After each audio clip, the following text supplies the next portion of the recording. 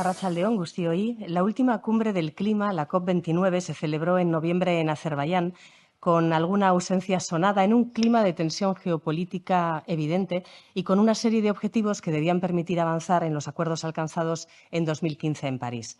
Tras más de 2 semanas de negociaciones, fuera ya del plazo marcado, se consiguió cerrar un nuevo objetivo de financiación climática. Los países ricos aportarán a los países menos desarrollados al menos 300.000 millones de dólares anuales para 2035. El compromiso global es más amplio. Añadiendo las aportaciones privadas, alcanza 1,3 billones de dólares para que los países más pobres reduzcan sus emisiones, caminen hacia economías más bajas en carbono y se adapten a los efectos del cambio climático. Ha habido otros acuerdos relativos también a la compensación en pérdidas y daños y se han sentado las normas de un mercado mundial del carbono con el apoyo de Naciones Unidas. Una cumbre de acuerdos básicos para seguir avanzando hacia lo que depare la COP30, que se va a celebrar en 2025 en Brasil. Esta tarde, el Donostia Sustainability Forum, en el marco de los cursos de verano de la Universidad del País Vasco, presenta la charla COP29, un acuerdo de mínimos en financiación climática. Una charla a cargo de María José Sanz, profesora ikerbasque y directora científico del BC3, un centro vasco que trabaja en la investigación del cambio climático. María José Sanz es una reconocida investigadora a nivel nacional e internacional en temas de uso del suelo y cambio climático, contaminación atmosférica. Ha sido además asesora de organizaciones nacionales e internacionales como el Banco Mundial y la Comisión Europea y de gobiernos en España, en regiones y en países como Japón y Estados Unidos. Como miembro del IPCC, el panel intergubernamental de especialistas en cambio climático, conoce muy bien qué información se traslada en estas cumbres mundiales del clima, la última de las cuales se ha celebrado, como decía antes, en la capital de Azerbaiyán, en Bakú. Es esta una de las propuestas del programa de jornadas abiertas y gratuitas del Donostia Sustainability Forum, eventos que cuentan con el apoyo de la Fundación BBVA, el Departamento de Desarrollo Económico, Sostenibilidad y Medio Ambiente del Gobierno vasco a través de IOBE, el Departamento de Medio Ambiente y Obras Hidráulicas de la Diputación Foral de Guipúzcoa y el Ayuntamiento de Donostia. Damos ya la bienvenida a María José Sanz. Enseguida, cuando finalice su exposición, abriremos un espacio dedicado a la charla en el que invitaremos a participar al público presente en la sala y también a las personas que nos siguen a través del streaming.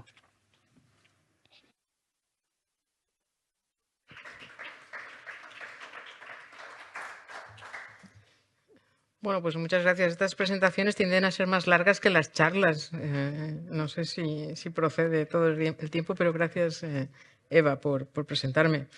Lo primero que quería decir es que hemos instaurado esta costumbre de hacer estas charlas después de las COPs porque muchas veces estos procesos multilaterales no se comprenden bien, ¿no? Y se crean unas expectativas en procesos que no tienen esa misión. Estos procesos no tienen la misión de prescribir a ningún gobierno o de imponerse a su propia soberanía, sino que tienen la misión de generar debates colectivos entre países para llegar a acuerdos que puedan, de alguna manera, direccionar las políticas públicas de los países de forma individual hacia un objetivo colectivo, ¿no? Que en este caso es el Acuerdo de París, es el último, digamos, instrumento debajo de la Convención de Cambio Climático, el último instrumento para direccionar o para poner en la senda para quedarnos por debajo de los 2 grados, que es lo que dice la Convención y con posterioridad la ciencia ha dicho que nos deberíamos de quedar por debajo del 1,5 para estar más seguros de que podemos abordar incluso la adaptación que necesitamos, que puede venir sobrevenida por los impactos que ya estamos viendo, ¿no? Obviamente todo esto está basado en la ciencia, es decir, es la ciencia la que le dice a estos procesos multilaterales, por eso la Convención está ligada a un panel que es el IPCC, el panel para el cambio climático, que lo que hace básicamente no es producir nuevo conocimiento, sino de alguna manera articular el conocimiento que ya existe, que ha producido toda la comunidad científica, de manera que sea comprensible y que nos dé unas indicaciones de hacia dónde tenemos que ir, ¿no? Entonces, en cuanto a lo que dice la ciencia, por hacer una pequeña nota, porque la charla de hoy no es sobre ciencia, pero es importante saber que hay una base científica en la discusión, ¿no? Entonces, lo primero que dice la ciencia es que las causas del cambio climático, muchas de ellas son antropogénicas. Es decir, que nosotros contribuimos, y contribuimos porque nuestro modelo de desarrollo incluye las emisiones de gases de efecto invernadero que se están acumulando en la atmósfera y que están produciendo, son uno de los impulsores de los cambios climáticos que estamos viendo. Entonces, en cuanto a cómo estamos en este sentido, lo que vemos más recientemente es que las emisiones siguen creciendo. No están creciendo al ritmo que crecían hace unos años, pero siguen creciendo. Por ejemplo, los datos para 2024 lo que nos indican es que ha habido un crecimiento de más o menos un 0,8% respecto al nivel de 2023. Es cierto que si miramos la serie histórica veremos que durante la pandemia hubo una caída de las emisiones de casi un 2%, pero esto rebotó. En 2021-22 rebotó.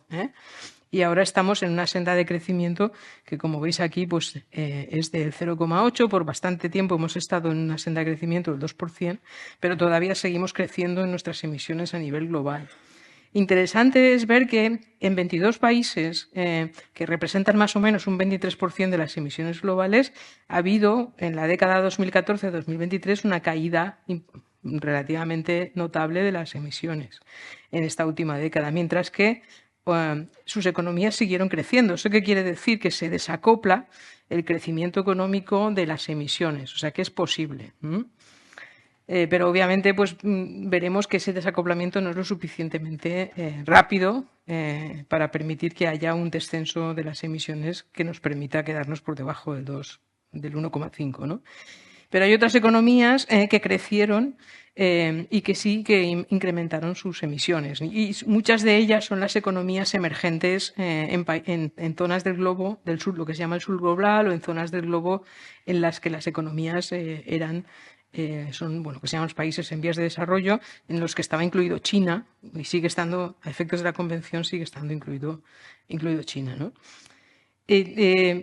Es cierto que los países de la OCDE están haciendo un esfuerzo mayor porque tienen más recursos, y ahí lo que vemos es eso, que en la última década pues, ha habido una disminución del 1,4% en comparación con la década anterior de 0,9%, o sea que están de alguna manera creciendo en ese ritmo descendente, pero no lo suficiente. Lo que sí que creo que es clave es que prácticamente todas las economías están viendo en la transición que hace falta oportunidades económicas. Si bien esto se tiene que consolidar y todavía no tiene la potencia que debería tener para llegar a lo que, digamos que al objetivo que muchos de los países tienen de reducir sus emisiones a un nivel que sea neutral en 2050, es decir, que sus emisiones y lo que se secuestra sea la suma de cero, ¿no? Y con esto se cree que nos podríamos quedar, si fuera a nivel global, por debajo del 1,5. El otro gráfico que veis ahí de impactos, esto es una síntesis del IPCC, y aquí lo que yo lo he puesto porque si no hace falta que veáis todos los detalles, pero el mensaje es, si nos quedamos por debajo del 1,5 tenemos unos impactos probables, pero estos impactos se multiplican si subimos al 2 y se multiplican mucho más si vamos más allá de 2 grados. ¿Eso qué quiere decir? Pues que tenemos urgencia para efectivamente poner encima de la mesa todas las medidas para poder quedarnos por debajo del 1,5. Incluso hay estudios ahora que dicen que se decía que igual podíamos subir y luego bajar, lo que llaman el overshoot, pero que igual ahora hay estudios que dicen que igual no sería conveniente, o sea que no deberíamos de llegar a esos niveles de sobrepasar esas concentraciones. Estos procesos son procesos que han ido creciendo en participación con el tiempo. Son procesos que originalmente eran procesos en los que estaban solamente las delegaciones de los países, pero con el tiempo han ido creciendo en participación de otros actores, o incluso los propios países han ido incrementando su participación. Aquí os he puesto esta transparencia porque lo que se ve son las delegaciones, el tamaño de algunas delegaciones. Fijaros, la delegación de Brasil tenía 1.914 delegados. Y la de Turquía tenía 1.862 delegados. La de Azerbaiyán, lógicamente, tenía muchísimos más porque era donde estaba haciéndose la COP. Pero daos cuenta que incluso países que no esperarías que tuvieran delegaciones tan grandes están empezando a tener delegaciones muy grandes. Brasil porque tiene la próxima COP, que será en Brasil, pero Turquía porque tiene unos intereses geopolíticos que pasan también por estar presente en estos procesos, ¿no? Aquí, para que veáis la trayectoria, estos son las COPs, las 29 COPs que se han realizado, y aquí veis un poco el total de la barra, es la participación en cuánta gente, Y la distinción por colores, pues lo más oscuro serían los delegados de las delegaciones nacionales, que son la gente que más está involucrada en las negociaciones políticas, y luego tenéis en otros colores observadores, que bien pueden ser de los propios estados, pueden ser de Naciones Unidas o pueden ser de otras organizaciones del sector privado, ONGs, medios de comunicación, etcétera, ¿no? Y entonces veis que han ido creciendo, que hubo la COP de Copenhague, que fue donde se pensó que se podía firmar el Acuerdo de París, por eso veis una participación mayor en el 15. Y luego tenemos la siguiente COP con muchísima participación, fue la COP de París. Os he puesto esta gráfica para que veáis que no todas las COPs tienen que generar las mismas expectativas, porque parece que si una COP no genera grandes cosas, ha fracasado. No, esto se hace todos los años y lo que se hace es progresar en puntos de la agenda que tienen mayor o menor relevancia para llegar a ciertos puntos de inflexión. Un punto de inflexión fue el protocolo de Kioto, que es el número 3, que es el primer instrumento para operacionalizar la convención. Otro punto de inflexión era Copenhague, donde se esperaba que se podría adoptar el acuerdo que luego se adoptó en París. El siguiente punto de inflexión grande es París, que es el 21. Y luego lo que pasa es que parece que se ha tenido que ser igualmente importante en todas las que han seguido después, cuando en realidad no es necesario. Pero bueno, otro punto, veis, la siguiente en mayor participación, aunque han ido creciendo, pues Glasgow, Madrid y tal, fue Dubái, que fue la que fue el año pasado. Y en este caso las expectativas también se debieron también a dónde se celebraba, a quién era el presidente y a qué iba a pasar, ¿no? Y veis que, bueno, pues que Azerbaiyán pues, ha sido para lo que se tenía que decidir allí, y para mi impresión es que ha habido muchísima más participación de la que hubiera sido esperable, ¿no? Quizás también porque se celebraba en otro país petrolero y entonces ha habido más expectación sobre eso.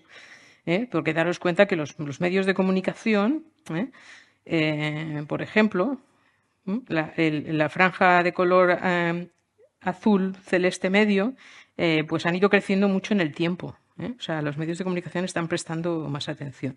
Pero bueno, en Azerbaiyán había 65.000 delegados. Lo he puesto porque se habló mucho de si se estaba restringiendo la participación de forma muy notable, pero veis que, bueno, que en parte no se restringió la participación de forma muy notable. Fue una COP con bastante participación, a pesar de lo que aparentemente parecía que el gobierno de Azerbaiyán iba a restringir, ¿no? También fue una de las más largas. Es decir, aquí veis un poco la tendencia de... Esto no son las horas que dura la COP, ojalá duraran solo 48 horas, ¿no? Esto es cuánto se pasan del tiempo que está estipulado. Entonces, daros cuenta que es la cuarta COP más larga, y las COPs largas fueron Madrid, Sharm el-Sheikh, que fue la que fue en Egipto, y Durban, que son COPs en las que no se adoptó ningún acuerdo particularmente importante.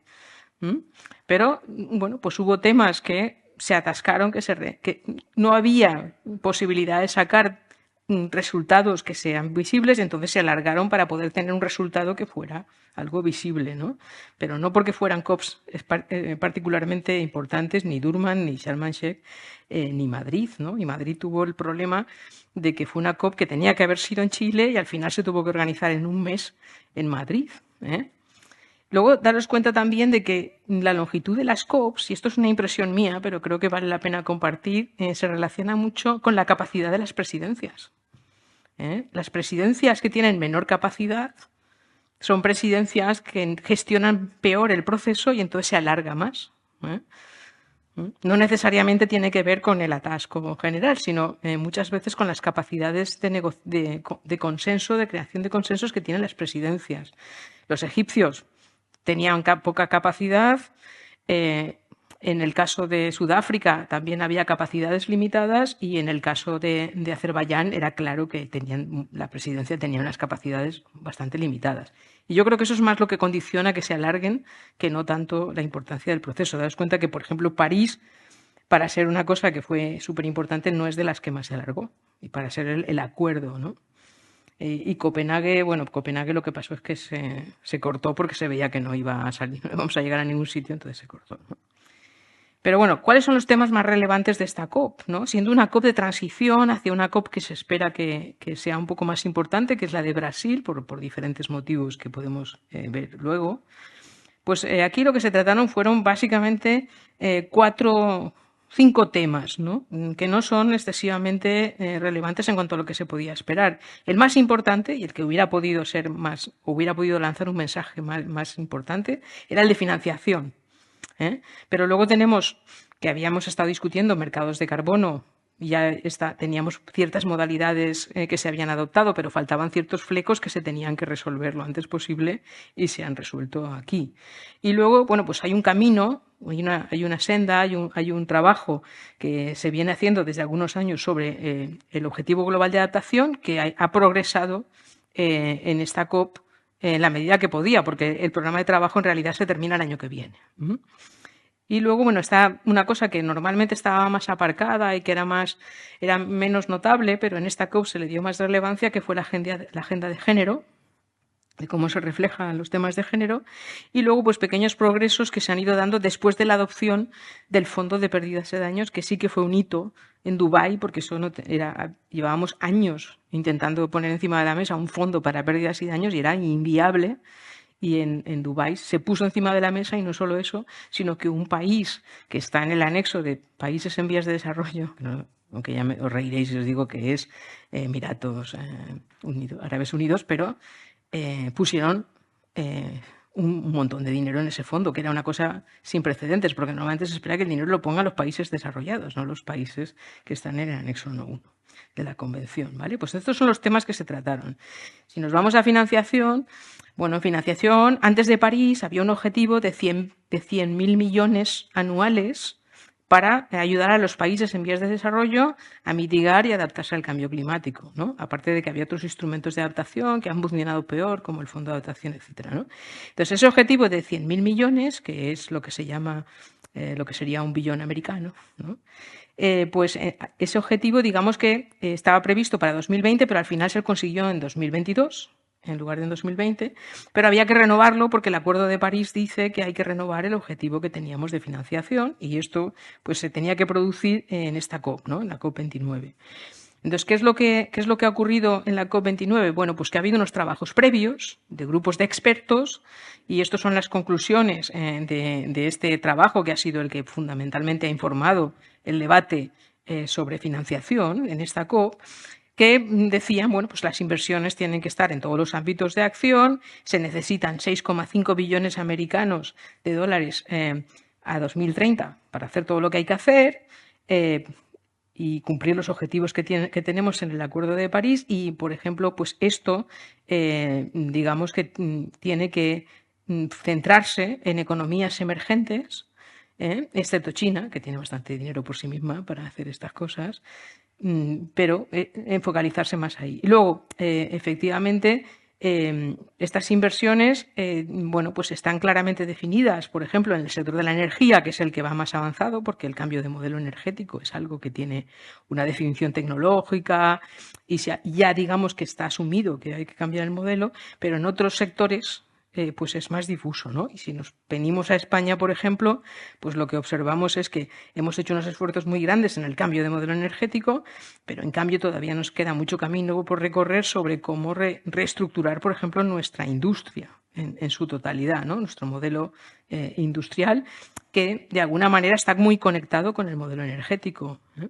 Pero todavía no estamos en ese esfuerzo, y las señales que está dando el nuevo Parlamento Europeo y la nueva Comisión son de centrarse en esa reestructuración del modelo industrial europeo. No sé si habéis visto que lo que se ha puesto encima de la mesa ya no se llama Pacto Verde, aunque el Pacto Verde sigue siendo algo que debería de englobarlo, pero es la estrategia de industria limpia europea, ¿eh? Entonces, bueno, pues estas conclusiones iban en esa línea, ¿no? Y el mensaje final es que cuanto más tardemos en hacer esas inversiones, más caro nos va a salir, ¿eh? Y esos son los mensajes que informaron este debate económico, ¿no?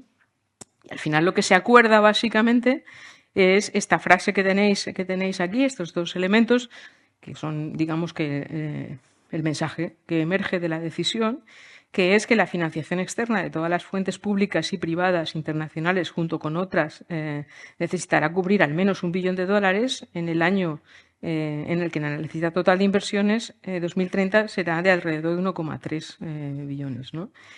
Y, bueno, perdón, este mensaje es el mensaje que da el grupo de expertos anterior sobre las necesidades de financiación. Entonces, ellos hablan de 1 billón y que el total debería ser entre 1 billón hasta 1,3 billones americanos. Bueno, en este caso son trillones, perdón.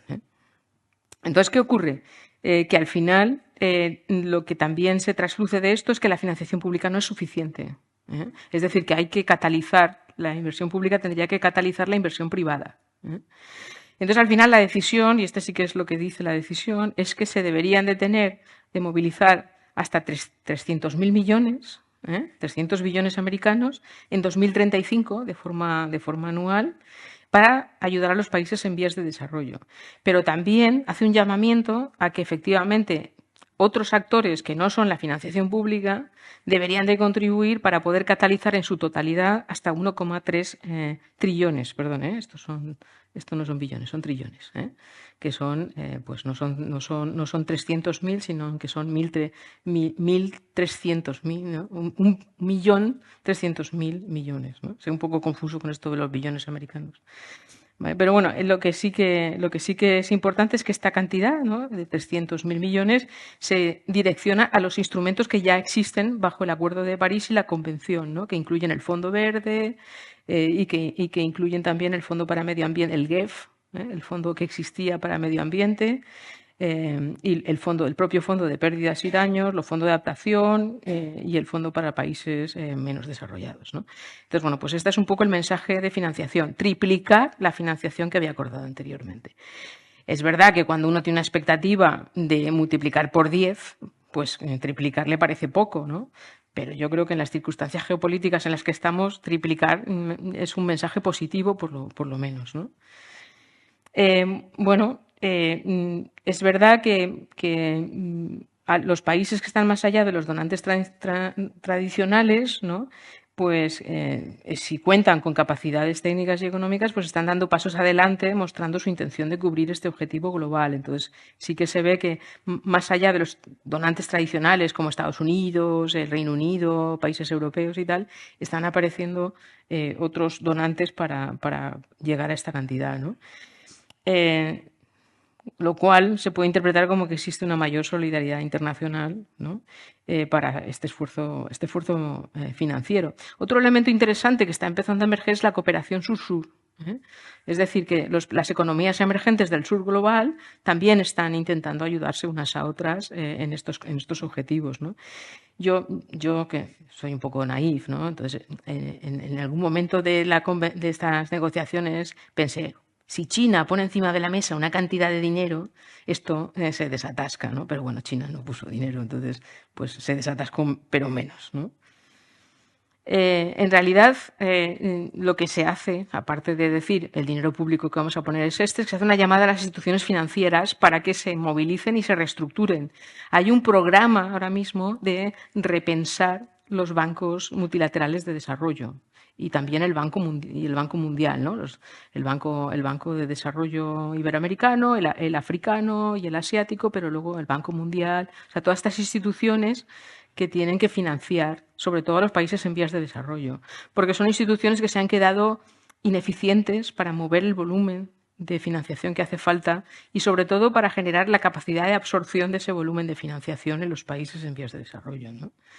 Entonces, bueno, pues lo que se lanza es este mensaje de objetivo de triplicar, pero además pues se lanza una especie de programa de trabajo entre las dos COPs, entre Bakú y Belén, el año que viene, para que las dos presidencias pues intenten de alguna manera impulsar a que se empiece a mover, ¿no?, estos indicativos de que ese dinero se va a materializar, ¿no? Y se comenta, ¿no?, que bueno, que debería de haber otra revisión del objetivo después del Global Stocktake de 2030, ¿no?, de 2028, para dar un objetivo a 2030, perdón. Bueno, pues el mismo grupo que había hecho las estimaciones anteriores, posteriormente a la COP, hace unas declaraciones que yo creo que está bien que las haga, porque ellos generan las expectativas, luego tienen que vivir con las consecuencias, ¿no? Y están bien porque, bueno, porque dicen que efectivamente ha sido un progreso, o sea, no ponen una nota negativa.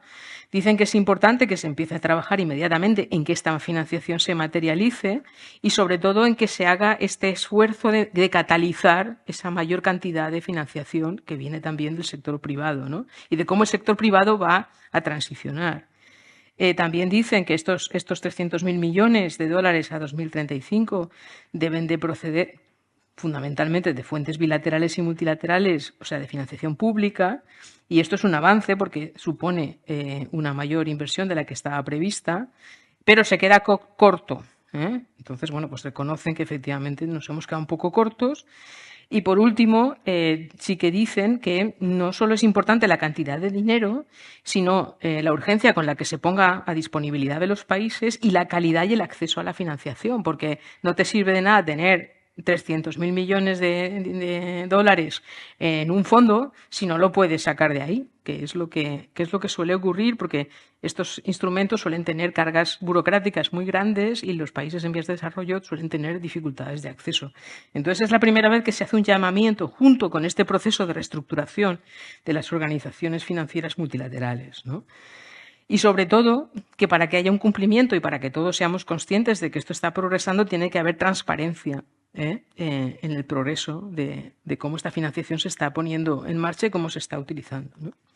Entonces yo creo que, como veis, el mensaje es positivo, es decir, los mismos que han puesto las cifras encima de la mesa para generar ese momento reconocen que el resultado tampoco ha sido una catástrofe, sino que ha sido un avance, ¿no? No todo el avance que deberíamos de tener, pero un avance, ¿no? El otro tema que se ha impulsado es el tema de los mercados de carbono. Los mercados de carbono siempre han sido un tema muy controvertido, porque en realidad el mercado de carbono se crea como un mecanismo de flexibilidad, eso la gente lo olvida, ¿no? Se crea como un mecanismo de flexibilidad para que aquellos que no pueden ir tan deprisa como otros capitalicen lo deprisa que van otros. De manera que si yo tengo una meta y llego antes y me sobra, pues se lo paso a este para que tenga más tiempo para producir la transformación. Pero el mercado no es una herramienta para evitar la transformación. El mercado es una herramienta para facilitarla y mucha gente lo ha tomado de otra manera y lo ha visto como un mero negocio, cuando en realidad es un mecanismo de flexibilidad que establece el protocolo de Kioto, que es el primer instrumento operativo de la Convención de Cambio Climático. Entonces, en este ámbito, obviamente, como ya existían los mercados de carbono, el Acuerdo de París lo recoge en su artículo 6 y hay que volver a montar la estructura de los mercados de carbono bajo premisas diferentes. Y es que en este caso todos los países tienen compromisos de reducción, aunque sean autoinfligidos. En el caso del protocolo de Kioto, solo los países desarrollados tenían compromisos de reducción. Por tanto, los mercados estaban limitados a los países desarrollados. Y solo había un pequeño componente de mercado que estaba ligado a los mecanismos de desarrollo limpio, que también se nos olvidó que esos mecanismos de desarrollo limpio no eran para que los países en vías de desarrollo mercadearan con el carbono, eran para cambiar el carbono que producían ellos cuando yo les facilitaba tecnologías limpias para que redujeran sus emisiones. Y como no tenían compromisos, esa diferencia de cómo lo hubieran hecho ellos a cómo lo hacían mejor conmigo, me la llevaba yo para tener flexibilidad, no para evitar la reducción de emisiones a medio y largo plazo. Entonces, bueno, el mercado continúa bueno, pues aquí digamos que se cierran dos temas importantes. Ya había un mecanismo, hay dos artículos que voy a pasar aquí para que los veáis porque la gente se confunde. Dentro del artículo 6 hay como dos partes. El 6.2, que son enfoques cooperativos que permiten intercambiar y utilizar resultados de mitigación entre países, lo que se llaman los ITMOS. Es decir, yo reduzco más, tú reduces menos, los intercambiamos a través de un mecanismo de mercado entre países. Y luego hay un artículo 6.4 que son para proyectos, para actividades específicas que lleven a cabo un país de acogida y que ese implementador transaccione dentro de lo que es el esquema de cumplimiento del Acuerdo de París, transaccione con otro. Pero no necesariamente son intercambios entre países per se, ¿no?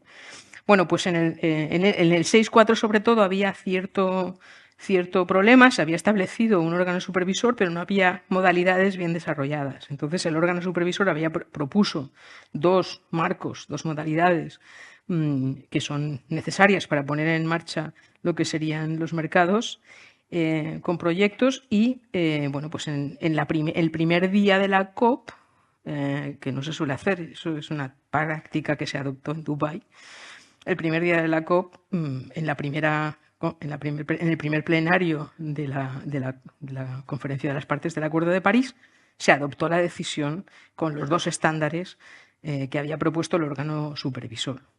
Que eso se esperaba que fuera un incentivo para que también hubiera optimismo, que se podían alcanzar acuerdos, etcétera, ¿no? Pero bueno, si nos volvemos a los mercados, bueno, pues esto ocurre en la primera semana de la COP y de alguna manera estos estándares lo que pretenden es mejorar la integridad ambiental, ¿no? del mercado en la parte de proyectos. Y luego, bueno, se siguieron alcanzando algunos acuerdos en el 6.2, que es la parte entre países, de enfoques cooperativos.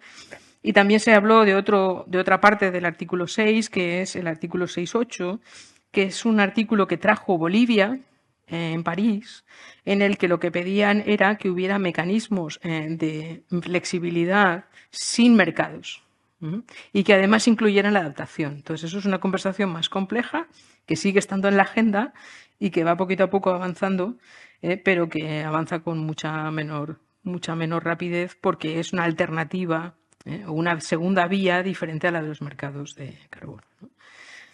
Bueno, pues al final lo que tenemos en el 6.4 son directrices más claras para poder alinear estos instrumentos de mercado con los objetivos propios del acuerdo y tenemos también mejores guías para medir la reducción de emisiones y que esto se produzca por la cooperación entre distintos países y cómo abordar de forma adecuada los riesgos, por ejemplo, de no permanencia. Uno de los estándares del mercado trata el tema de los sumideros de carbono, que habéis oído hablar. La palabra sumidero en castellano suena fatal, pero es la capacidad que tienen los sistemas biológicos de capturar CO2. Entonces, bueno, pues uno de los estándares contempla esa parte, que es una parte más compleja, porque un bosque secuestra carbono, pero ¿cómo garantizo yo que eso va a permanecer ahí siempre, ¿no? Si yo hago una reducción, la he hecho, pero si yo secuestro carbono, lo tengo que mantener. Y además, dependiendo de procesos biológicos que cada vez son más vulnerables a los impactos del cambio climático. Entonces, ahí hay bastante discusión sobre cómo, de alguna manera, garantizar la integridad de esa parte de los potencial de los mercados, ¿no? En el 6.2 lo que se ha conseguido ha sido garantizar una mayor transparencia y trazabilidad, porque ya se va a contar con un sistema de rendición de cuentas que se basa en el seguimiento de las transacciones entre países, que no estaba todavía terminado, y además de una especie de registro global centralizado que permitirá saber cómo los países van evolucionando y cómo los mercados realmente están contribuyendo a esa flexibilidad, pero también nos permiten avanzar en la dirección que queremos, ¿no? Es verdad que en el 6.4 ha habido reacciones, en algunos casos no muy positivas, porque es un estándar que sí, que tiene muchas proposiciones interesantes, pero que no explica realmente cómo esto podría implementarse. Y entonces algunos han traído a colación la poca integridad que han tenido los mercados en el caso de los sumideros en el pasado y han dicho que, bueno, que cómo esto va a garantizar, pues que no está claro y que hay que seguir presionando para que se mantenga esa integridad ambiental. Entonces aparecieron algunos estudios por Yale y también en The Guardian y, bueno, y algunas organizaciones que siguen un poco el proceso de los mercados, ¿no? Que se preguntan si realmente el estándar de sumideros es un estándar que nos va a garantizar esa integridad o no, ¿no? Y que hay que seguir poniendo la vista en él. El tercer tema es el Objetivo Global de Adaptación. Aquí, en Dubái, se lanza un programa de 2 años basado en el ciclo de la adaptación, que tiene 7 temas clave que hay que desarrollar y un paquete de 4 metas asociadas a los 4 elementos básicos del ciclo de la adaptación, que son la evaluación de riesgos, la planificación, la implementación y el seguimiento de los impactos de las medidas de adaptación. Entonces, bueno, pues se lanzó este programa de trabajo y aquí lo que se hizo fue básicamente concentrarnos en la parte de indicadores, que es uno de los temas a desarrollar. Y había habido un trabajo intermedio de un grupo de expertos, de 77 expertos, un poco coordinados por el propio secretariado de la Convención, en el que estos expertos, claro, no puedes llegar a una cosa de estas diciendo que tienes 9.966 indicadores, ¿verdad? Porque bueno, primero que se te van a desanimar todos y te van a decir, ¿ya qué hacemos con 966 indicadores, de los cuales 1.800 son solo sobre agricultura, ¿no? Bueno, pues eso es lo que pasa, ¿no? Lo que pasó, que pues viendo esto, pues la discusión empezó sobre si los indicadores tienen que ser solo sobre financiación o no. Si los indicadores tienen que ser menos o cuántos tienen que ser. ¿Tienen que ser 10? ¿Tienen que ser 30? ¿Tienen que ser...? Bueno, pues al final lo que se concluyó fue básicamente que había que darle unas directrices a ese grupo de expertos para que bajaran por lo menos a un nivel de 100 indicadores que se pudiera traer de vuelta al programa de trabajo durante el año próximo, ¿no? Y eso fue un poco pues el avance. Estuvo bien, yo creo, discutir porque, en primer lugar, se le dio un mensaje a los expertos de que son expertos, pero no pueden venir con estas cosas. Tienen que ponerse los zapatos del que luego tienen que utilizar los indicadores, ¿verdad? Que incluso 100 indicadores a nivel global son muchos, ¿eh? Pero bueno, ese mensaje fue el que se dio, ¿no? Entonces, bueno, pues se acordó pues eso, que los criterios para seleccionar el número manejable de indicadores se pusieron encima de la mesa. Estos criterios son los que ustedes tienen que utilizar y que además los temas que deberían de reflejar estos indicadores, pues qué temas son los que deberían de reflejar, y se incluyeron temas como aspectos sociales, derechos humanos, cuestiones relativas también a la juventud, a la infancia, etcétera, ¿no? O sea, se les dieron algunas directrices sobre cómo manejar esos indicadores y bajarlos a unos 100, ¿no? Y esto se llama pues el Backward Adaptation Roadmap, ¿no? Esto tiene que concluir en Belén. De hecho, si en Belén no concluye esto, es un fracaso para Brasil, porque es un país en vías de desarrollo que tiene grandes problemas de adaptación. La otra agenda es la agenda de género. Y bueno, aquí ha habido un trabajo más o menos continuo que empezó en la COP de Lima, que tuvo un programa de trabajo, se lanzó un programa de trabajo sobre género que ha ido muy despacito, pero era necesario renovarlo ahora, porque si no se caía de la agenda. Entonces, bueno, pues al final aseguran que se va a continuar, o sea, que el programa de las discusiones de género van a continuar en la agenda de la COP, lo cual es importante, y que se construye un nuevo plan a 2034 sobre el plan que ya existía, ¿no? Aquí, bueno, pues por ejemplo ha habido cosas interesantes.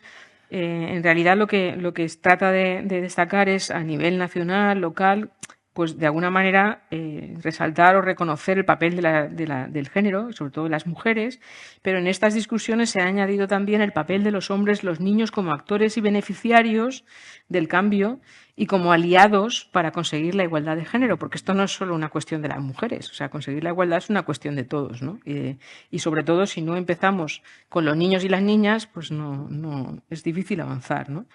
Y una cosa que sí que se hace hincapié es que para poder avanzar necesitamos más información desagregada, necesitamos conocer cuál es la situación de una manera más desagregada, y esa información no está disponible, entonces que hay que potenciar que esa información esté disponible, ¿no? El quinto tema son pérdidas y daños. Aquí se lanzó el fondo el año pasado y bueno, pues no ha habido avances en cuanto a la parte regulatoria, digamos, ¿no? A la parte de decisiones, pero sí que se han hecho anuncios. Por ejemplo, pues ya han anunciado países como Australia, Austria, Luxemburgo, Nueva Zelanda, Corea del Sur y Suecia, que han prometido fondos, pero incluso gobiernos regionales han prometido fondos, que eso es una novedad. Valonia, por ejemplo, como región dentro de un país, ha prometido fondos para el fondo de daños y pérdidas, ¿no? Y bueno, pues esto añade 85 millones de dólares. Está lejos de lo que habría que alcanzar, pero bueno, el fondo ya está cerca de los 700 millones de dólares, que para empezar, pues es un primer paso, ¿no? Esta parte del programa de trabajo de pérdidas y daños, que es más para capacitación, lo que se llama el Mecanismo Internacional de Varsovia, pues se esperaba que avanzara un poco, pero la verdad es que se quedó bastante estancado y al final pues se ha trasladado a las discusiones intermedias de junio en los órganos subsidiarios de la Convención. Y hay otros temas que no avanzaron, ¿no? Vamos a ser también honestos con nosotros mismos.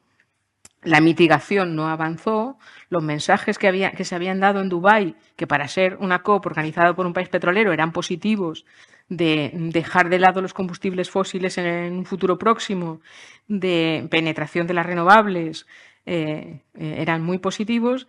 Y aquí se intentó empujar estos mensajes un poco más, pero no funcionó.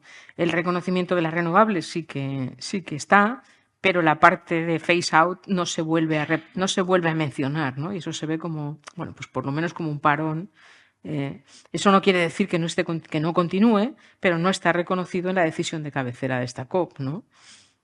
Entonces, bueno, pues es esperable que en la próxima se vuelva. Sí que es verdad que el G20 se reunió en paralelo a la COP y dio también mensajes positivos, incluso en combustibles fósiles, aunque no tan avanzados como los que había habido en Dubái, pero bueno, eso quiere decir que el G20 está empujando, y obviamente Brasil fue un arquitecto ahí muy importante en los acuerdos del G20, pero bueno, tampoco se avanzó en la transición justa, o sea, ahí, bueno, es que lo de la justicia pues no era una cosa para la presidencia de Azerbaiyán, entonces no le dio la importancia suficiente, se concentró más en la financiación y con la falta de capacidad, pues ahí se quedó la transición justa.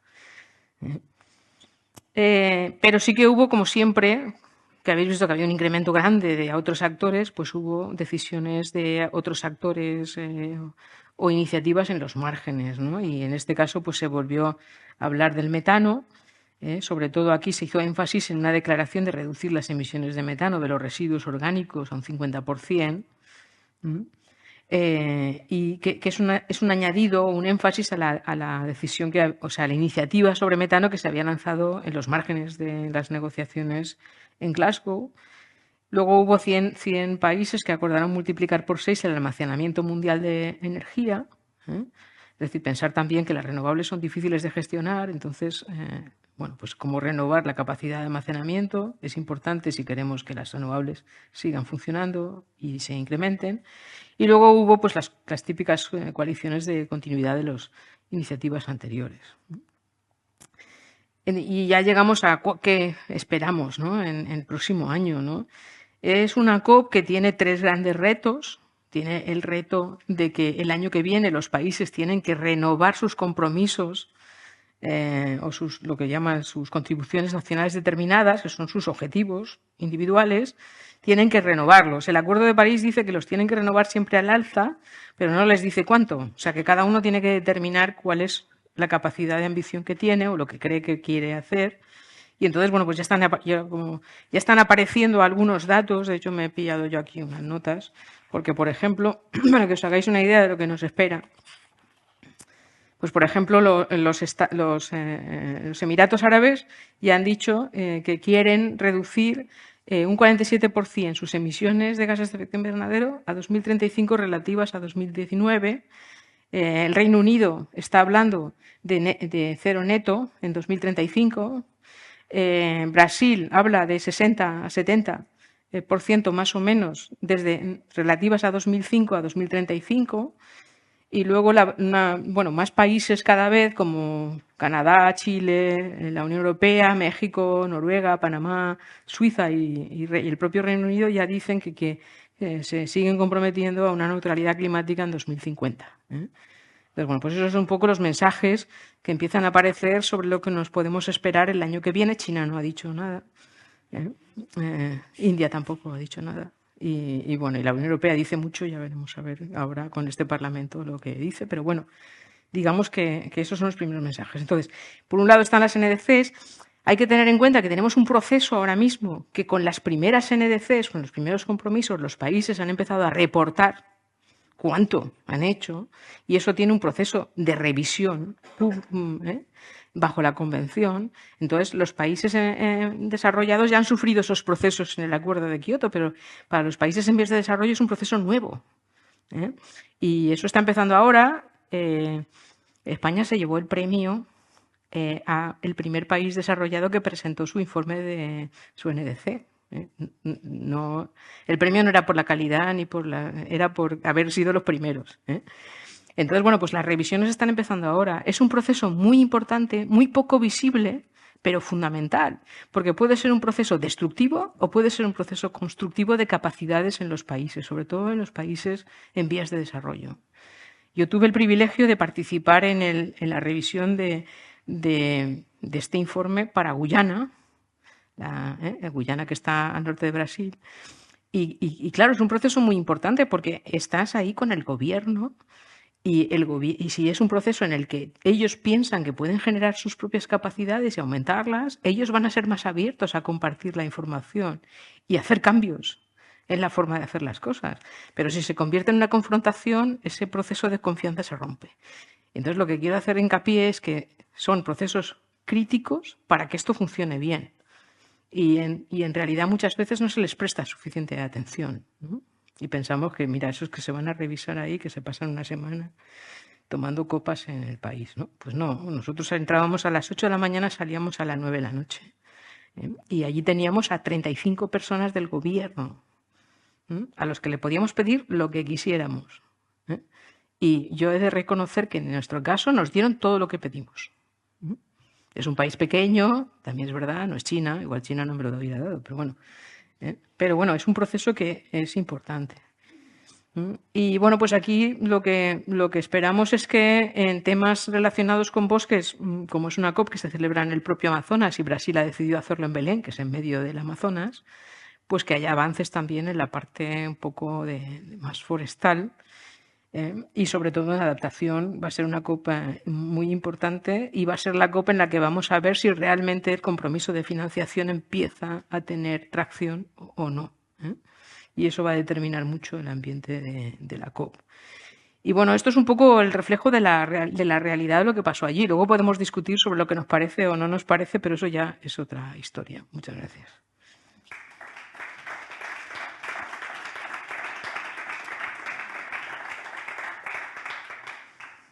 ¿Tú vas a dónde voy? ¿Yo? Fijaros que eso es Belén, que está en medio del Amazonas. Bueno, pues abrimos ahora la parte dedicada a la charla con algunas preguntas que ya se han ido planteando a través de la emisión online y luego también pasaremos por aquí el micro para quienes quieran hacer preguntas, pues las formulen. Sí pediría un poquito de brevedad en la formulación, más que nada porque queremos que todo el mundo tenga capacidad para participar. María José, ¿qué garantías hay de que esta financiación pública llegue a su destino, esos 300.000 millones de dólares que se han aprobado, que triplica la financiación anterior? ¿Y hasta qué punto se ha cumplido esa aportación de 100.000 millones de dólares que se aprobó en 2009 para 2020? Bueno, se cumplió en 2022, o sea, se materializa en términos de cantidad en 2022, pero no quiere decir que se haya absorbido. O sea, aquí hay un problema y es que uno piensa que poner el dinero encima de la mesa inmediatamente conlleva un impacto y eso no es necesariamente cierto y muchas veces los tiempos son importantes en cuanto a que un país en vías de desarrollo para determinadas cosas necesita un tiempo para poder ejecutar eso de forma adecuada y que no sea una inversión que no lleva a nada, ¿no? Y eso en la cooperación internacional siempre es un problema, porque se manejan tiempos cortos para procesos que requieren tiempos más largos, ¿no? Y entonces muchas veces el dinero no se invierte bien, ¿no? Parece paradójico porque esperaríamos todos querer tener el dinero ya para poder, pero las inversiones, la planificación y la absorción requieren su tiempo. Aquí en nuestro país también, o sea, no solamente en los países en vías de desarrollo. Entonces, bueno, pues por un lado se materializa en 2022. Es cierto que hay cierta tensión en que el Fondo Verde se descapitalice y no pueda seguir avanzando y progresando, pero eso no ocurre al final. Aparece dinero y el fondo sigue progresando. Lo que pasa es que tiene una burocratización importante y por tanto pues es difícil el acceder a esos fondos, no es una cosa trivial, ¿no? ¿Qué opción de que se materialicen? Pues no lo sé. Eso es lo que vamos a ver en estos próximos meses, ¿no? Yo confío en que aquí ponga pasta no solamente en los países desarrollados. Esa es mi confianza.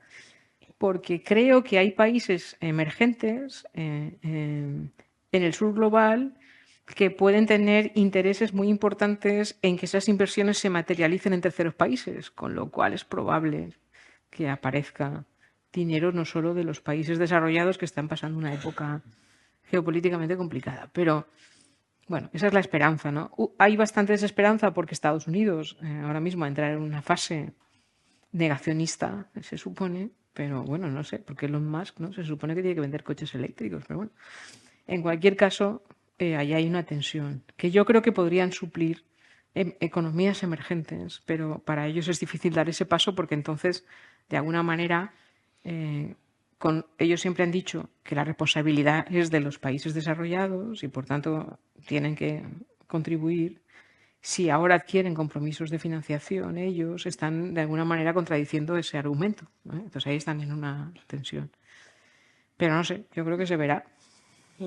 Y también nos has mencionado que esta financiación tiene que llegar con urgencia, que tiene que estar disponible, que su acceso no tiene que ser algo especialmente complejo, pero también la forma en la que los países reciben esta financiación importa, quiero decir, en préstamos a interés X, alto, bajo, variable, préstamos, subvenciones, financiar proyectos directamente.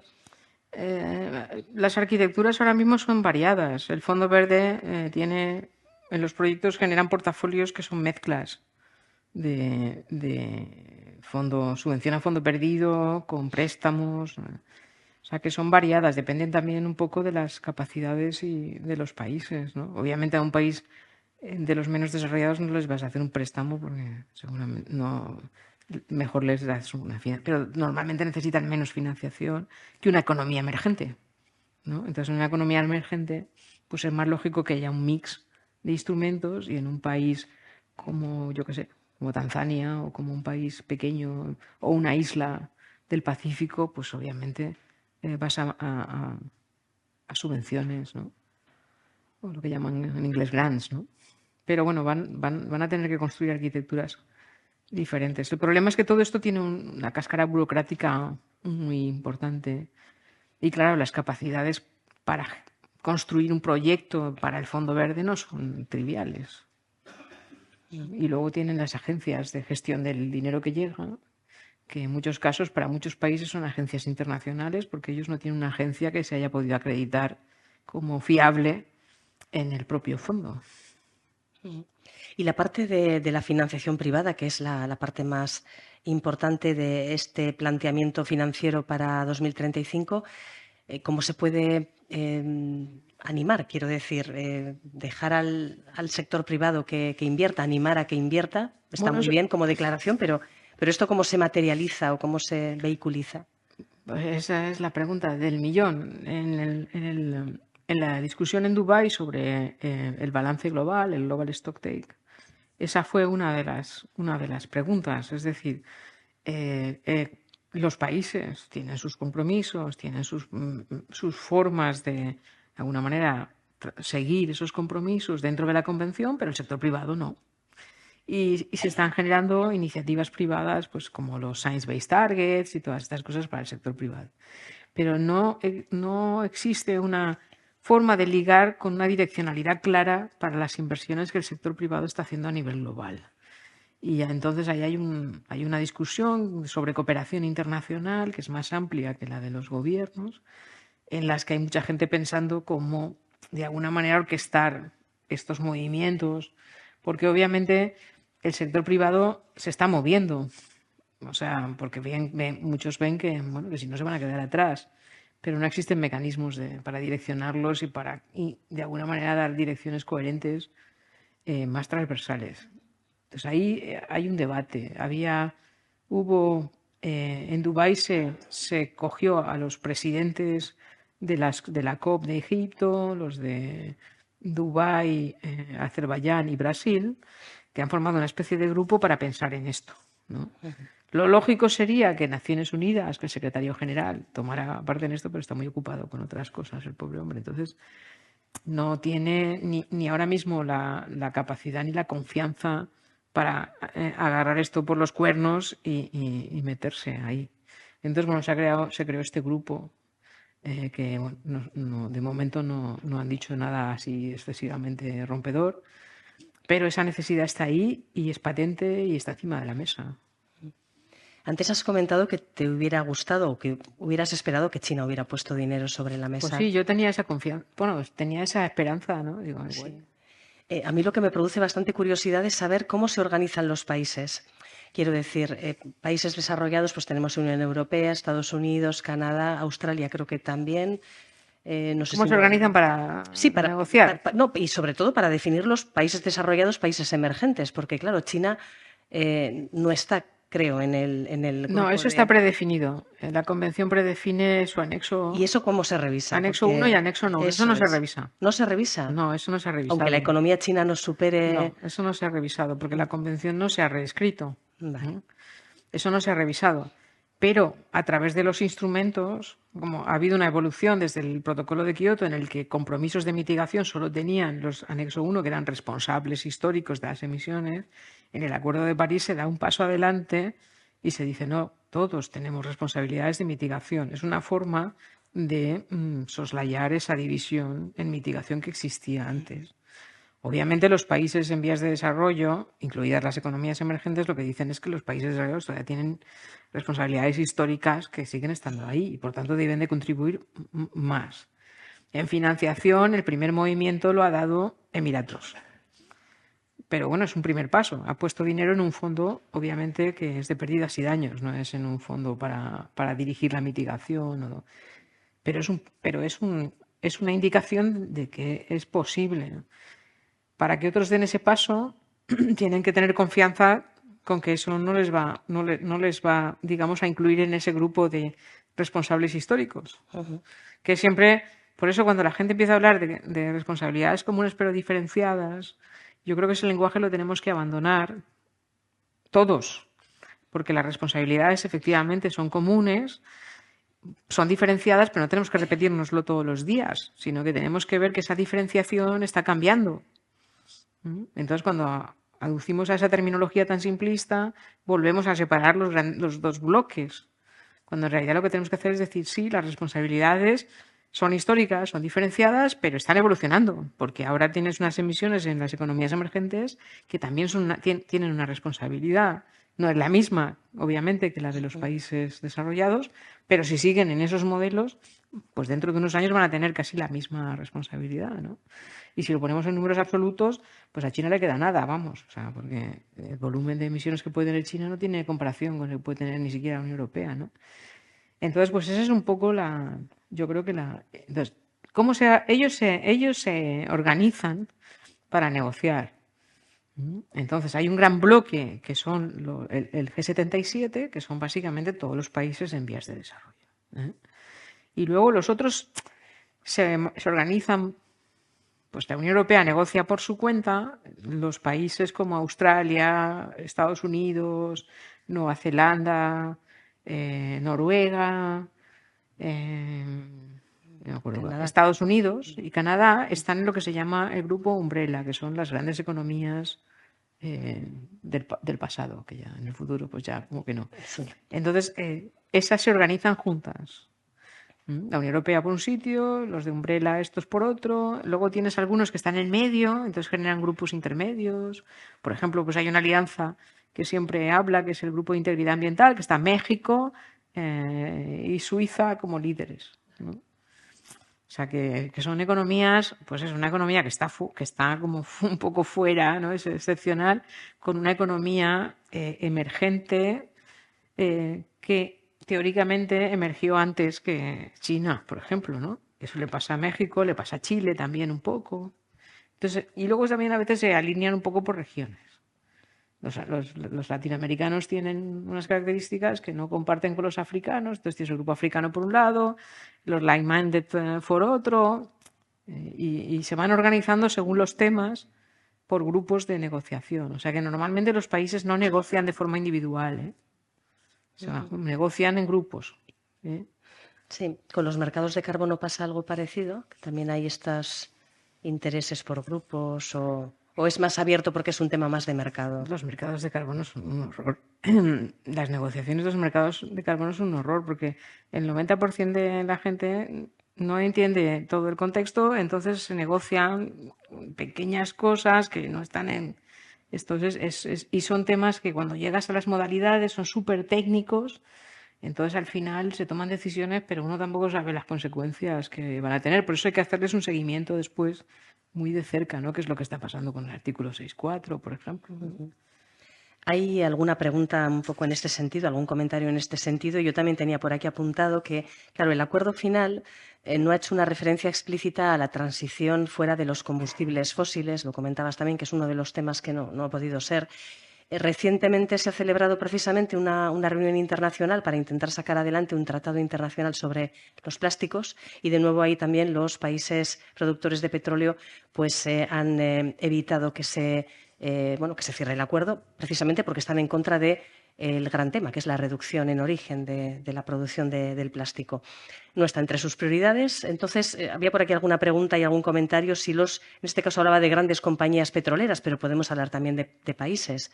Van a ser siempre un obstáculo en todas estas reuniones internacionales en las que el petróleo cuenta, es uno de los... ¿Es como un elefante en la cacharrería o un fantasma que nadie quiere ver? A ver, si mi economía está basada en la producción de una materia prima, que es el petróleo, de la cual se derivan o bien combustibles o se derivan productos como el plástico, pues siempre, y no tengo una alternativa, pues siempre me voy a oponer. Es verdad que por ejemplo, si te fijas en la península arábiga, ¿no? Donde tienes Arabia Saudita, tienes Emiratos Árabes, Qatar, pues ya empiezan a tener posturas diferentes. Porque Dubái, o sea, los Emiratos Árabes Unidos están yendo más deprisa en diversificación económica, mientras que Arabia Saudita se está quedando atrás. Entonces, por ejemplo, se veía muy claramente en Dubái que los saudíes estaban que se subían por las paredes.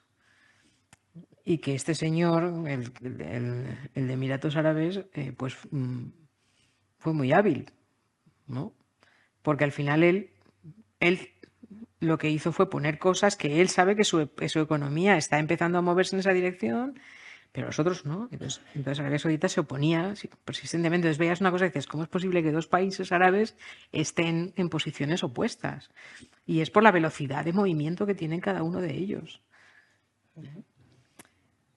O sea, que yo creo que las cosas están cambiando. Lo que pasa que, bueno, que no cambian a la velocidad. O sea, esto no es un proceso que le des la vuelta y al día siguiente tengas una economía completamente diferente. Si estos procesos se hubieran convencido que tenían que haber empezado hace 20 años, pues ahora estaríamos en otra situación, obviamente. Pero bueno, es lo que tenemos. Entonces, lo que tenemos que hacer es seguir impulsando que esos cambios se vean como una oportunidad también para los petroleros, ¿no? O sea, daros cuenta, hay, por ejemplo, no sé si habéis visto los anuncios. ¿Habéis visto los anuncios? El anuncio nuevo de Cepsa. Bueno, Cepsa ha dado un cambio brutal. ¿Tú lo has visto?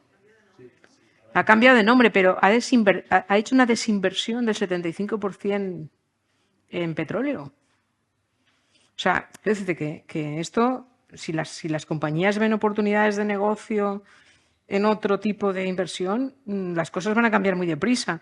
Por eso es importante, primero, que se orqueste bien todo esto que tú decías antes, todo el sector privado, o sea, para que se generen cadenas de valor, ¿no? Y que además el sector público, con su regulación, facilite esto, ¿no? Pero eso es cuestión de hacerlo de forma más orquestada, ¿no? Yo, por ejemplo, nosotros trabajamos en una revisión de las políticas públicas sobre el sector de uso del suelo, que es en lo que yo trabajo, y las iniciativas globales, que en usos del suelo hay millones de iniciativas globales, porque mola eso de los arbolitos y tal, pero hay un caos brutal. O sea, hay un montón de dinero en un montón de iniciativas, pero no existe una coordinación. Entonces, se confrontan entre ellos, uno hace una cosa y luego llega el otro y la hace encima. O sea, y eso es un problema. Si en otros sectores empezamos a hacer lo mismo, pues será el caos en lugar de un catalizador. Ujú. ¿Y qué peso tiene la opinión pública en las políticas que desarrollan los gobiernos? Estamos ante un auge del escepticismo climático que puede tener un peso precisamente en lo que ocurra en la COP30 en Brasil, en las posteriores. Y de hecho, bueno, esta actitud social influye también en un momento dado en las empresas que comentabas, efectivamente, es donde van donde ven el negocio, evidentemente, pero no sé si también la actitud social les influye al sector privado. Al sector privado lo que les influye es cuánto les compras, ¿no? Entonces, yo creo que nosotros a veces no somos conscientes de forma colectiva, no quiero decir individualmente, de la capacidad que tenemos de cambiar la demanda, porque eso es lo que mueve al sector privado. El sector privado lo mueve la demanda. Si la demanda cambia, ellos cambian. Entonces yo creo que muchas veces es lo que hablamos, ¿no? Es que claro, el peso en el individuo se frustra porque no puede hacer nada. Bueno, colectivamente y con la demanda se pueden hacer muchas cosas. El negacionismo, yo es que creo que esto del negacionismo, es verdad que hay un negacionismo que es ideológico, pero mucho del negacionismo yo creo que no es ideológico, viene pues, de la impotencia, de la falta de información, de la falta de comprensión de las oportunidades que se abren y del miedo al cambio. Pero no es porque yo no me crea que hay cambio climático, sino porque hay una incertidumbre enfrente de mí sobre qué me va a pasar si este cambio se produce, que me genera parálisis y entonces eso genera negar las evidencias. Entonces yo creo que, y es una cosa que tuvimos aquí un foro con los participantes de la Asamblea Española por el Clima Ciudadana, y es muy curioso porque una de las cosas que se vieron y que ellos comentaban es que hay muchas cosas que se están haciendo que no sabíamos que se estaban haciendo, ¿no? Eso una. Y otra, que los ciudadanos no son ni tontos. Y de hecho, si tú los pones en un espacio seguro a discutir sobre estas cosas, pues obviamente, primero, una cosa muy interesante, ellos no te separan el plástico de las reducciones de emisiones de gases de efecto invernadero. O sea, no te lo separan. Ellos te sacan el plástico, te sacan el agua a la piscina y ellos te sacan los problemas que ven y que ellos perciben que en realidad, aunque la ciencia los separe, muchas veces están interconectados y intuitivamente ellos los tienen conectados. Y segundo, que proponen soluciones que muchas de ellas ya son soluciones que están en marcha y muchas otras son soluciones de un sentido común aplastante que también se pueden poner en marcha. O sea que yo creo que hacen falta espacios seguros en los que también la sociedad civil pueda debatir estos temas con seguridad y sin ataques en Twitter y esto, como se llame eso ahora, porque sí que tienen conversaciones razonables y sí que se genera esa idea de que el colectivo es más potente que el individuo. Y la demanda se puede cambiar. Sí, sí. ¿Y se van a poder tener conversaciones razonables en foros ahora que bueno, pues va a haber un gobierno bastante diferente en Estados Unidos? Pues no lo sé. ¿Qué quieres que te diga? O sea, de momento las conversaciones en Bakú, la delegación americana estuvo presente, no mostró ni un perfil alto ni bajo, fue un perfil normal. Yo creo que ahora mismo los agentes globales más relevantes para una transición son otros. China acaba de invertir 4.000 millones en Zaragoza para una factoría de baterías eléctricas de automóvil. O sea, yo creo que son otros actores, que los actores están cambiando. Vamos a abrir el turno de preguntas. Si hay alguna pregunta en el público, podemos aprovechar aquí y si no, bueno, pues seguimos con... Sí.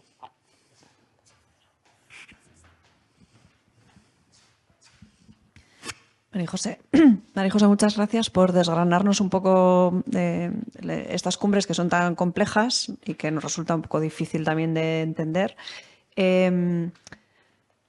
Intentando aterrizarlo un poco en el papel de los agentes no estatales, que los has mencionado, por ejemplo, cuando has hablado de que Valonia ha hecho una contribución al Fondo de Pérdidas y Daños. Escocia también lo hizo en la COP de Glasgow. Y me preguntaba si crees que esa puede ser una de las vías, que sé que no la única, pero una de las vías para que gobiernos regionales como el nuestro, por ejemplo, pueda contribuir al problema. Gracias. A ver, yo creo que toda contribución es buena. Incluso creo que sería bueno que estos actores regionales, subnacionales, también contribuyeran a poner eficiencia en estos procesos a la hora de utilizar los fondos, porque ellos están más cerca de la implementación muchas veces que los gobiernos estatales, ¿no? Y por lo menos tienen cosas que decir. A mí, por ejemplo, me alegra, ¿no? Por ejemplo, que la Oficina Agenda Local 2030 de Naciones Unidas, que lo que direcciona es hacia esos gobiernos subnacionales, esté aquí en Bilbao, ¿no?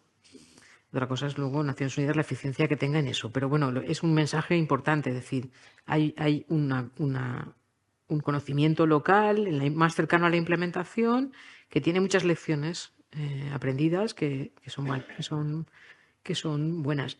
Una manera de poner esto en evidencia también es efectivamente poner encima de la mesa fondos desde los niveles subnacionales, porque los visibiliza y también les abre la puerta a compartir estas lecciones aprendidas que en estos procesos, como son procesos entre estados nacionales, muchas veces no aparecen, ¿no? Están muy en los márgenes. Entonces yo creo que sí que es positivo.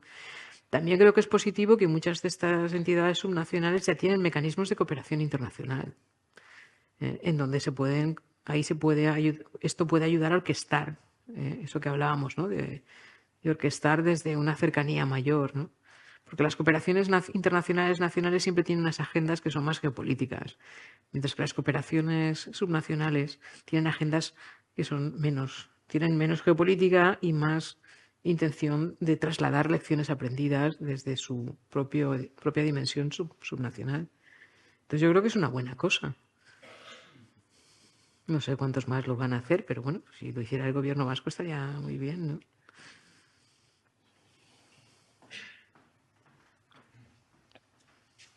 Muchas gracias, María José, por toda la información. Yo tenía una pregunta, igual es un poco absurda, ¿no? Pero ¿cuál es el incentivo al final de los países de participar en estos fondos en vez de utilizar inversión directa, ¿no? Porque países que no están contribuyendo, como tú indicabas, como China, pero tiene a su vez iniciativas de inversión muy grandes como el Belt Road Initiative, ¿no? Entonces, en los que tienen mucho más poder sobre el rédito de esas inversiones. Entonces, ¿cuál es el incentivo de estas, con tanta esperanza teniendo la inversión sur-sur que estabas comentando, ¿no? ¿Cuál es el incentivo o cómo crees que se va a conseguir canalizar las inversiones de estos países que claramente tienen estos objetivos a través de estos fondos en vez de a través de programas de los que van a tener un control mucho más directo? Yo creo que una cosa no excluye a la otra. Es decir, los que quieran invertir porque tengan intereses de inversión lo van a seguir haciendo de forma bilateral.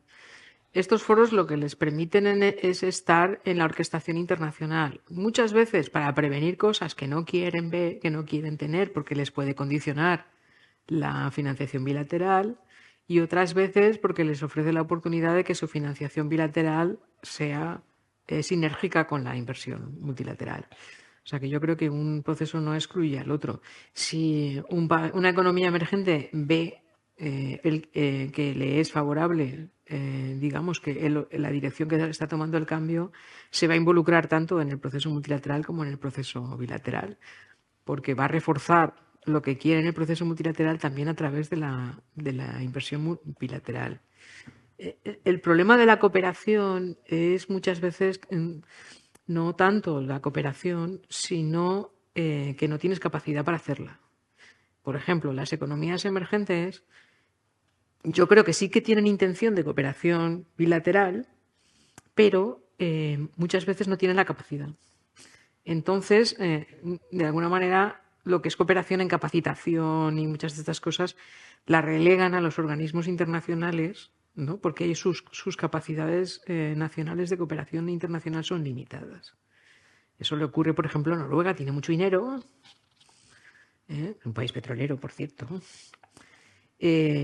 pero no tiene capacidad de cooperación internacional. Entonces, cuando Noruega hace cooperación internacional para desarrollar su agenda, su propia agenda, siempre lo suele hacer con organismos multilaterales. De ahí que Noruega pusiera 1 billón de coronas para el tema de la deforestación. También un poco por greenwashing, porque y luego por las expectativas de mercado que podía haber ahí, porque ellos siguen siendo una economía basada en el petróleo. Entonces tienen 2 opciones, o compensar o capturar y almacenar. porque no van a dejar de extraer gas, ¿eh? No.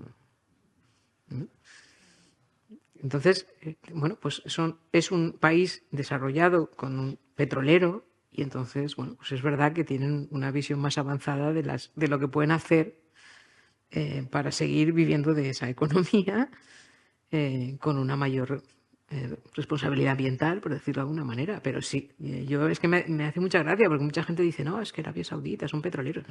Pero a ver, Noruega también. Entonces, bueno, pues esos equilibrios van a estar ahí. Yo creo que depende mucho de las capacidades que tengas tú para cooperación, que muchas veces son limitadas, y cuánto quieras dejar en manos de la cooperación multilateral.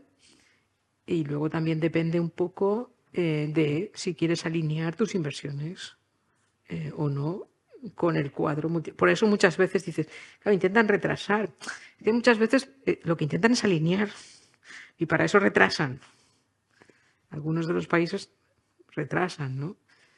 Y luego las cooperaciones internacionales clásicas tienen muchos bias también, ¿no? Si te vas a USAID o te vas a GIZ, que son los alemanes, arrastran mucha maleta, ¿no?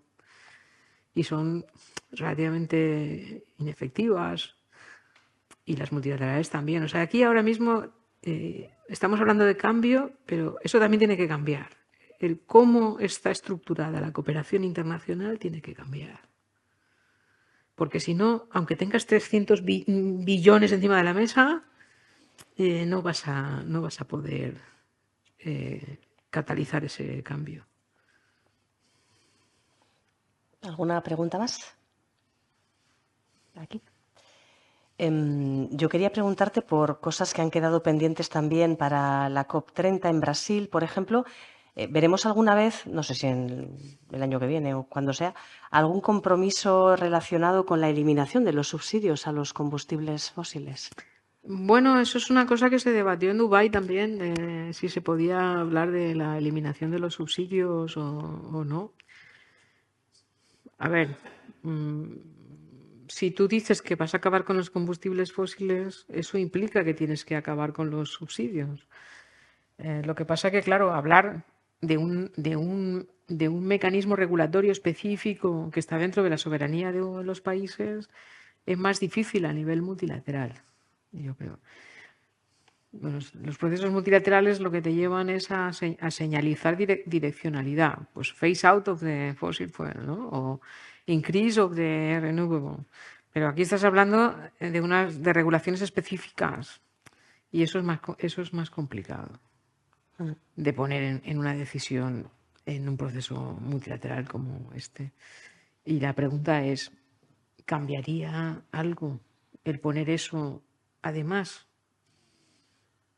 No, yo no lo tengo claro, pero bueno, alguna gente puede pensar que si se dice, y tampoco puedo obligar, o sea, yo puedo decir que se quiten los subsidios, pero y además los subsidios depende para qué.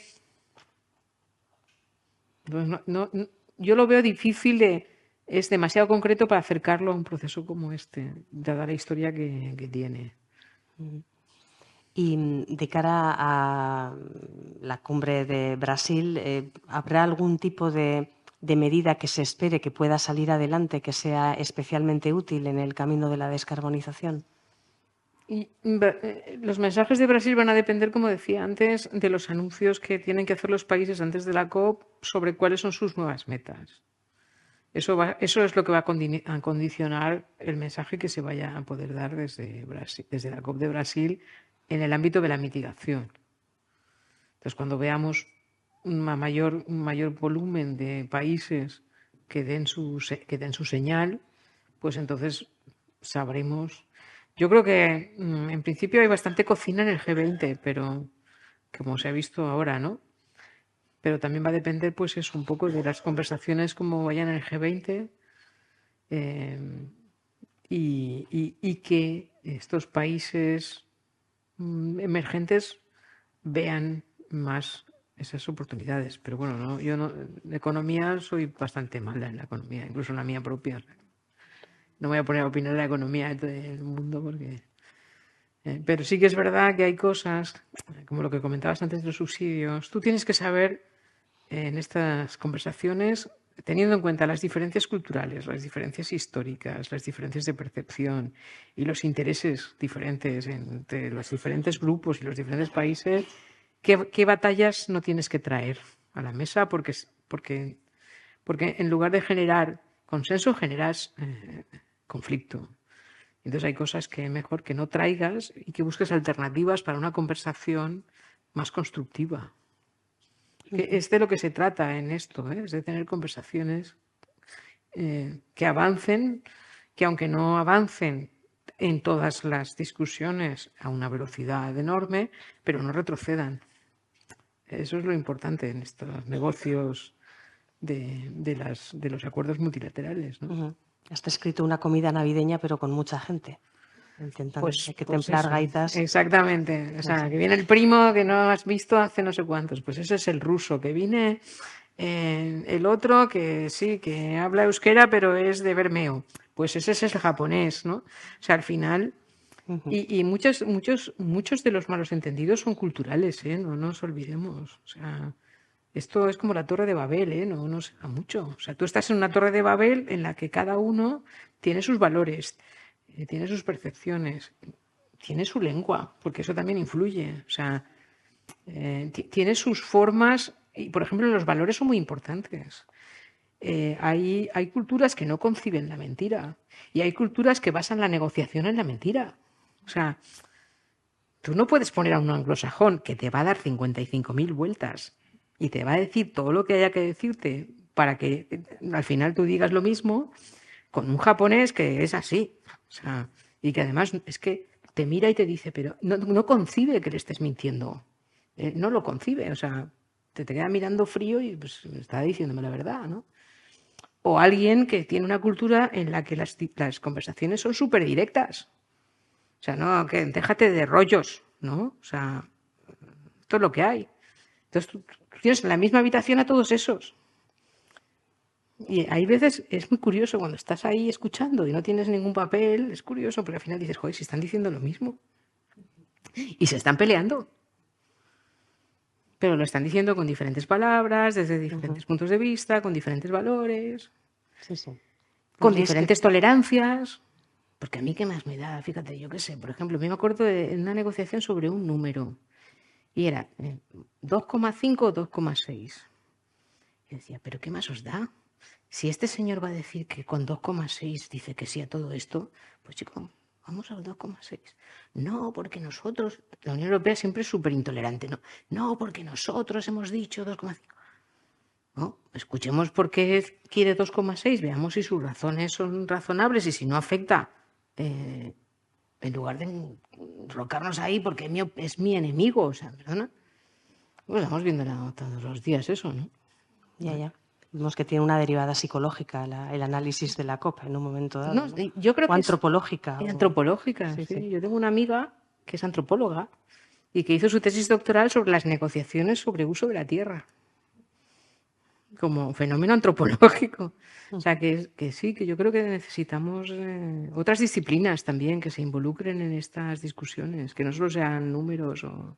Sí, bueno, más de 65.000 participantes.